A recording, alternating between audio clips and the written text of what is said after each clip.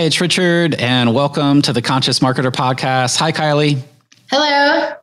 And we're happy to join you in this episode. And today we're going to be talking about making your message relevant. It's such an important topic at this time because the economic environment, the geopolitical environment, the buyer market and the seller market, it's all kind of changing rapidly, and we kind of have to change our message with it. So maybe, Kylie, do you want to give us an overview of kind of what we're going to be talking about today?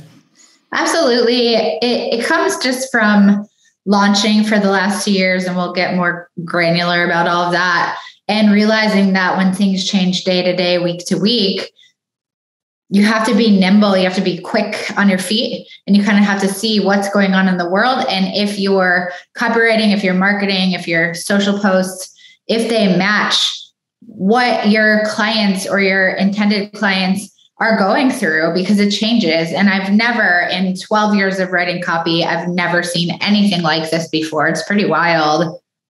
Yeah, I mean, people, so many different world events are affecting people, and even the changes in, stock market, retirement funds, crypto, they influence how people think about buying, really, is what it comes down to.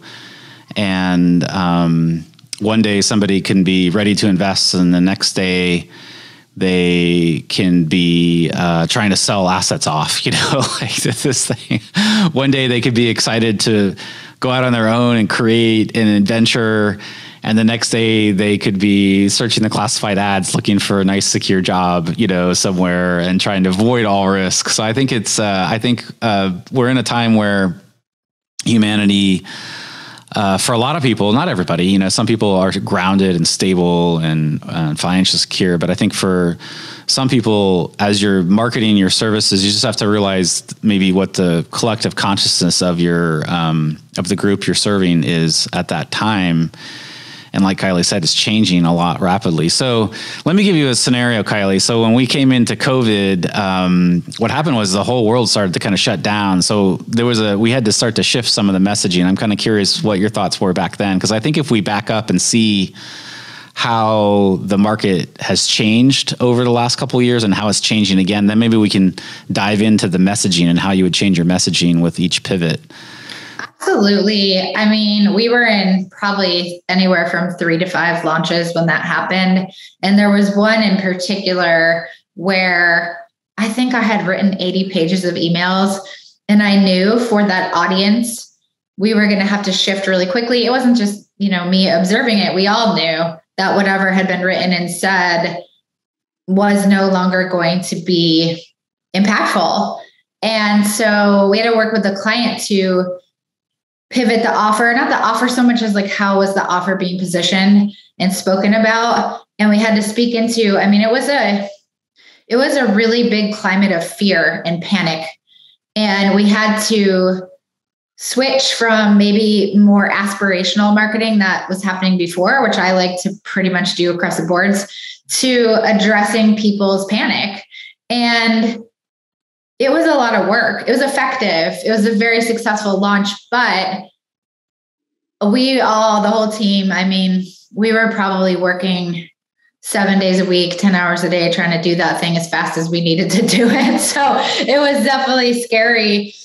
And I was also kind of thinking to myself, like, what's going to happen? Are we going to make it? Are we going to be okay in this industry this year? And we had a great year, but we had to also consider, with everything that we worked on, what are people going through right now? And even after the lockdowns, there was like 10 other things that just kept happening and happening and happening.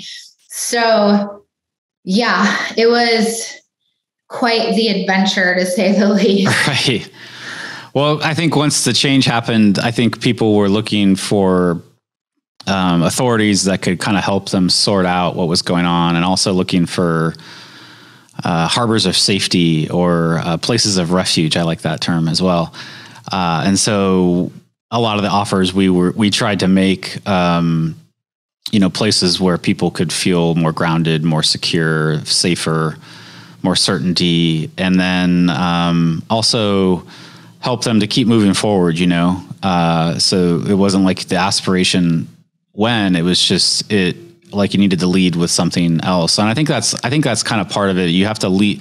There's always like a lead, you know, and often the lead is what gets people's attention. But if something's happening in the market that draws the attention off your lead, then you have to shift that to something else. So like, let's just fast forward to now. I think coming into the end of 2021, I think the market was actually pretty good. It was kind of starting to bounce back. People were getting to do live events. The COVID thing, places started to open up. And then I would say two things happened. The war in Ukraine and with Ukraine and Russia emerged. And at the same time, there was kind of like a mini bubble burst in the financial markets. One more thing, real estate and gas. Oh, yeah. So it was kind of like inflation. So yeah, the inflation started to set in. So it was like a double whammy. Not only were things more expensive, but also like, you know, if you had a retirement account and anything in tech related, you just lost like 25% in the first couple of months of 2022. And that felt pretty bad. And then I would say a lot of younger people and a lot of people were overexposed to the crypto market, and that market came down like 30%, 40%. And so it was kind of like all these things happening. So on one side, it was this fear. And if you're listening to this and you're in Europe, you know, it wasn't fear, it's actual, like it's right next to you, you know? And so that's going on. And then these financial targets, and then the insecurity of what's going to be happening next with this massive volatility. And so what we've seen in 2022 is a real contraction on some of the mid-level offers. Some of the lower end offers are still doing interesting, and surprisingly, a lot of the high end offers are actually still doing pretty well. But if you're kind of stuck in that middle game, then we've just seen that the messaging's really had to change dramatically to kind of address what's going on in the market, you know? So, I don't know so like this is all about messaging. So let's just say you need to make a pivot. You have this offer and you realize, oh my gosh, I'm missing. How would you go about like advising somebody to pivot their message?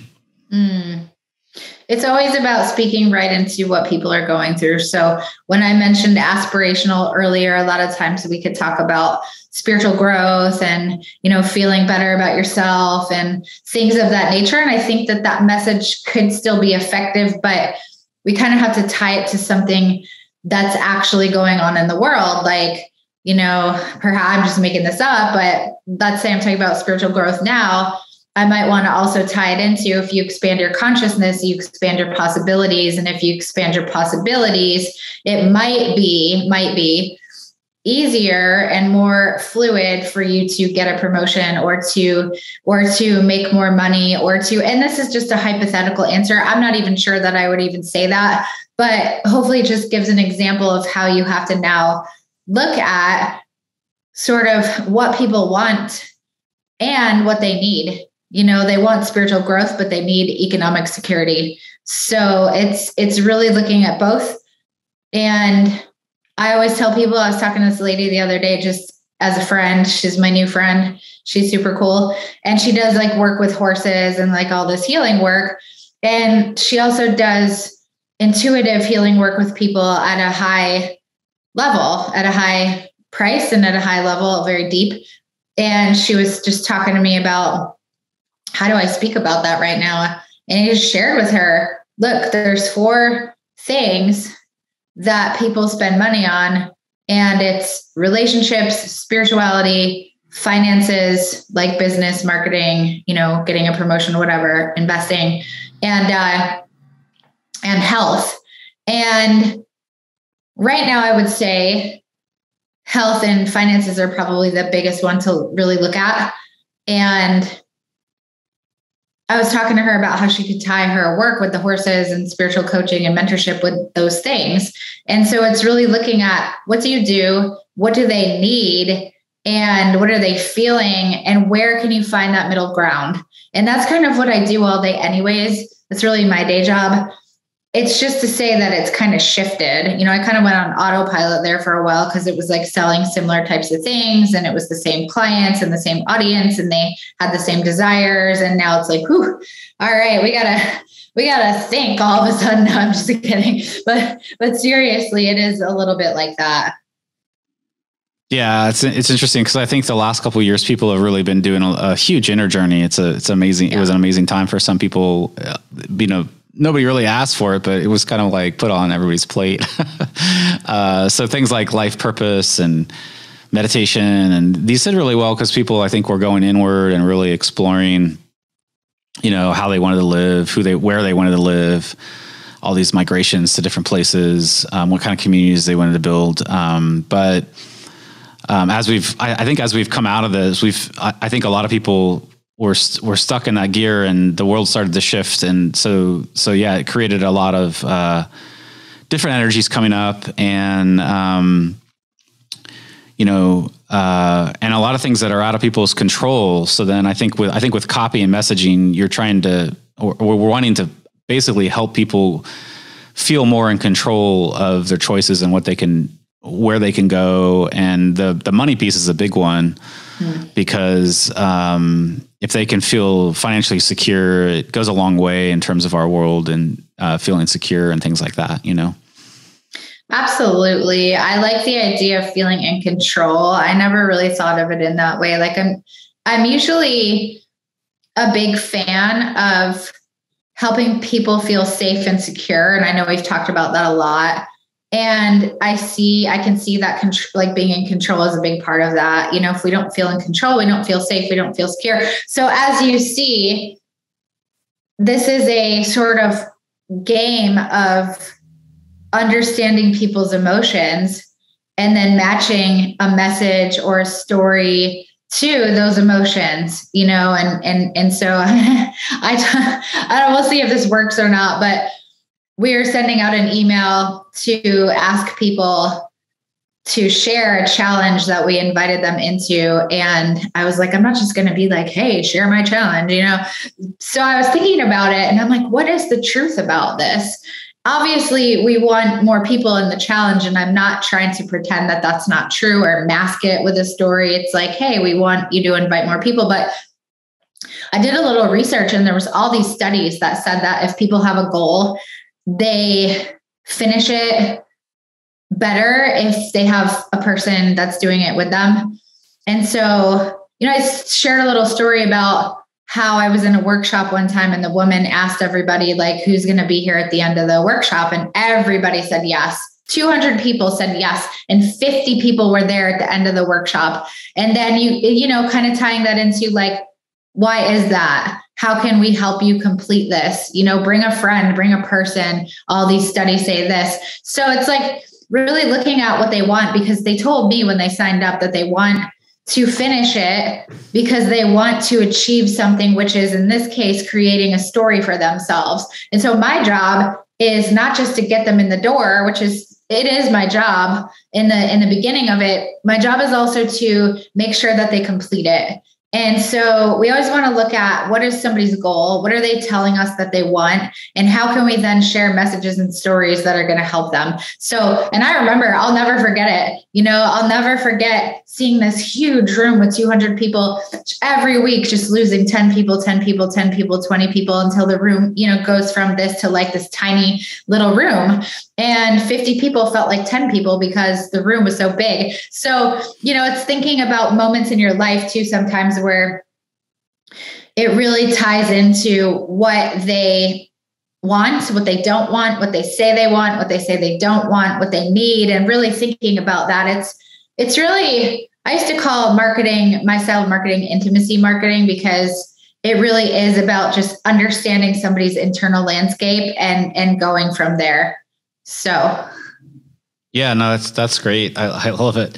And I think when you were talking there, it brought up for me that, a lot of times people just want to buy things to consume more information, Yeah. And they don't really have any, desire to do the work that's required actually to make the result, unfortunately. And I'm guilty of that as well. I have a I have a lot of things I've started and never finished. But what I would say is, the current energy of the current time right now is people are wanting to take massive action. Yeah. And so they're wanting to get really clear on what they want, but not spend too much time on that. They want to get a goal out there and then get moving. And so I think like the messaging now for our programs, we're working on a mastermind and we have our accelerator. It's really like take action, like get out there, like we'll guide you. We have a step-by-step process. So we're really focusing on the how, because we don't want to give you another theory or another platform that you need to get onto to expand your audience. Like we wanted to get you to take massive action, get your program out there, get launched and start serving people. And I think it was the author Stuart Wilde said that, the financial piece is important because because you have to, buy things, and that's the mode of exchanging things. It's a huge driver, and because if you have an overabundance without a goal or whatever, what happens is you just kind of slide through life, or you sit on the couch eating Cheetos or whatever it is. Not everybody out there, but when there's a real need, or maybe you have some savings and some of it's gone now, or maybe the gas pump increases, or whatever the thing is. I mean, there'll probably be another 10 different things that happen. What happens is your oversoul, your higher self goes into overdrive, and your lower self, it starts to connect and go, okay, what do I need to do? What can I do now? Like, what can I launch? What can I create? And so it's a huge, it's like, it like flips the creativity switch on, and you're like, okay. And then, so rather than scanning for useful things to add to your bookshelf or your trophy cabinet or whatever, you're scanning for things that create real outcomes. And this is a real opportunity. It's a real opportunity for anybody listening that is a creator that has things that they give that provides like how-tos and services or done for you. Some people are like, look, I want this outcome. I'll just pay you. You just do it for me, Yeah. So like service professionals, like copywriters and agencies and, bookkeeping, or you just name the service, right? People will pay you to do it, or they'll pay you to be trained how to do it. And so there's this massive opportunity. As long as you don't lean into this, hey, I have this new framework I want to teach you. Like the method doesn't sell as much in that kind of, in the current environment, it doesn't. It could switch back to where people are kind of like laid back, but I don't think that's going to be happening in the next year. I think this is kind of a new trend, and I think the sooner that you navigate that and pivot a little bit, I think the better off you'll be. In fact, you might even do better. I think you will do better than the past, because the nice thing about people who want to take action and who want the how, they create results, and then you have case studies, and then it's like this. It creates this new momentum, and then that creates the next thing to create. And so I think you can view where we're at right now as really positively.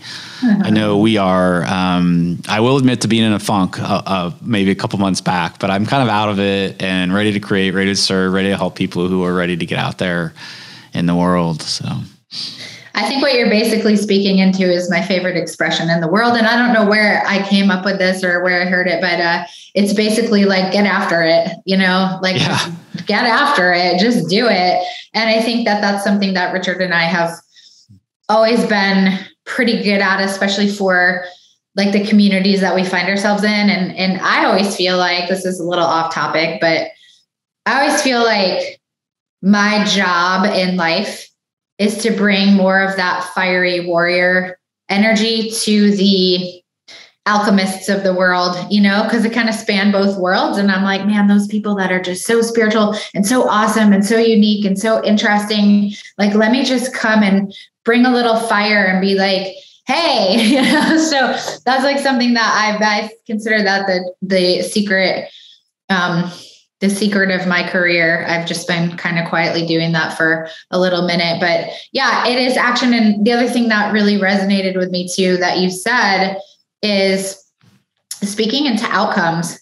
I was speaking to a dear friend and mentor of mine recently, and she was telling me she wants to do an event on communication. And she was an interrogator. She calls it interviewer, but you don't know what that is without the preface. She was an interviewer for the Secret Service, one of the hardest positions to get in the most elite protective agency force in the world. And so she had to learn really, really good communication styles. In fact, she was able to get confessions in like 30 minutes when 5 or 6 other people had already interviewed the person and they were tight-lipped. So she's real good at it. And she wanted to teach a class in New York City on this topic. And I was telling her, well, it has to be, we have to sit here and talk about what are the results people can get from attending this that may or may not relate to communication in terms of the word, but just the outcome. So Richard was talking about outcomes.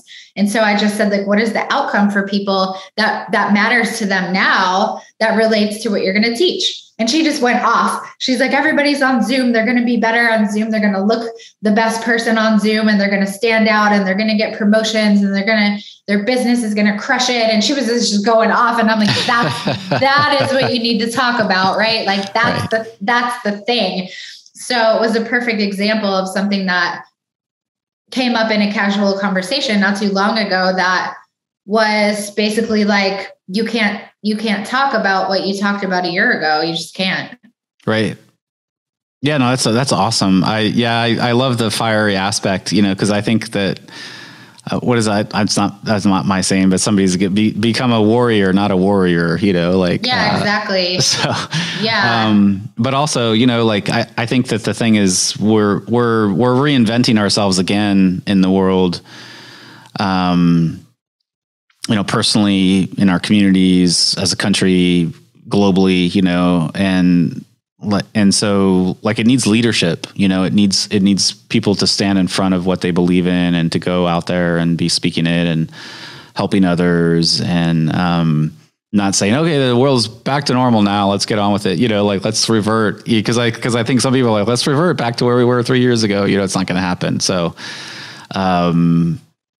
it's an interesting time we live in. The Chinese curse is, may you live in interesting times, So we definitely live in interesting times. That's awesome. And I just want to emphasize, we are super positive on, the potential for, digital tools, the potential for technology. They're tools, they can be used in any way. And the more of us that get out there and use them to serve and to help other people and raise consciousness, then the planet can continue to evolve and grow, and we can generate income, influence, capital, whatever your goal is, So yeah, absolutely. And I truly believe, like, I'm not comfortable with some of this stuff. I mean, I moved back from San Diego to the Southeast partially just because I wanted to, but also I thought, it's going to be less expensive. It's almost as expensive in Nashville as it is in San Diego. So it's like, oh my God, the South used to be just like the dirt cheapest place.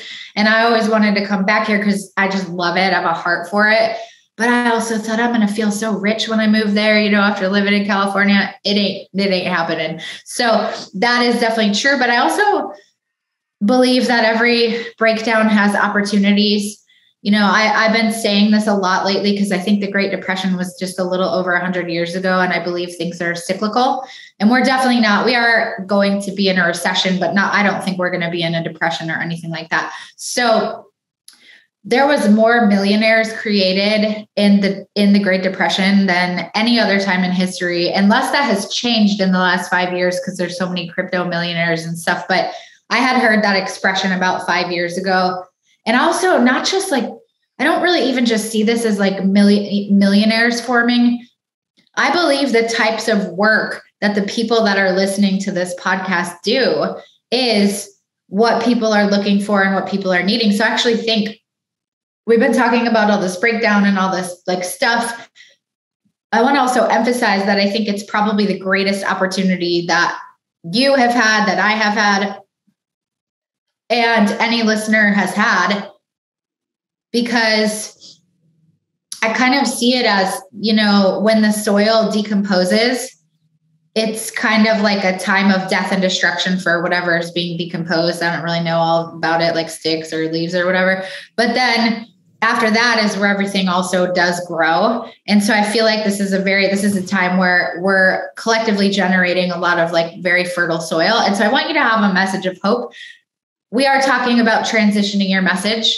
We are talking about why that needs to happen. It doesn't mean the essence of who you are or your work changes. It means that the way you're speaking to people changes because things have changed externally. And we had to touch into some stuff that,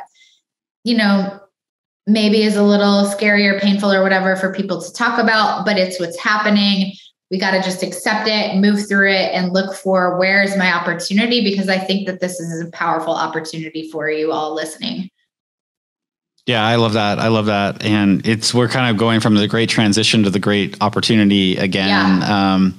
And we also might be in the eye of the hurricane as well. So there'll probably continue to be volatility, but I think it's for us to ground in and stay stable and, keep going out there and giving your gifts to the world. So, and change your messaging into the how, change your messaging into this opportunity and where people are at. And you may have to change it again in like 6 months, so keep tapping into what's happening in the world so that I think your messaging is relevant. I think that's the whole key, that you don't create something and then are in this vacuum, like I'm going to keep selling this thing forever or presenting it in the same way. Cause I think whatever you're doing has to evolve over time as well.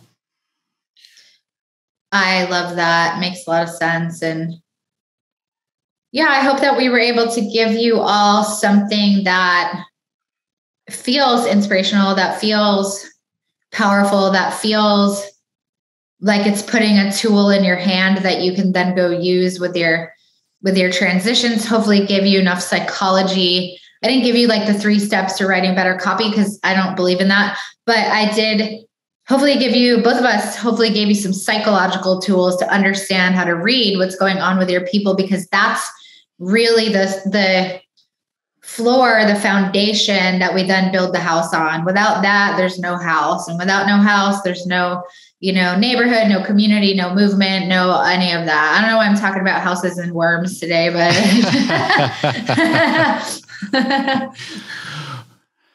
well, it's been awesome. I love this topic because like marketing is a flow. It's an art and a science. So I want to thank everybody listening today to this podcast. You can get this episode on consciousmarketer.com/podcast. We have all the episodes there. You can also download the show notes. You can leave us a comment. And we run a 90-day accelerator. It helps you get your launch off. It's called Conscious Launch Accelerator. We love working with that group. If you're somebody that wants to get their work out there, wants step-by-step action plans, you can go to consciousmarketer.com/accelerator. And we also have a higher end group if you have a business that you're trying to scale and get bigger. So thanks so much for joining us here today. It's been a real pleasure, and we will be with you on the next podcast. Thanks again, Kylie, for such great information too. Thank you. Everybody have a great one. Bye for now.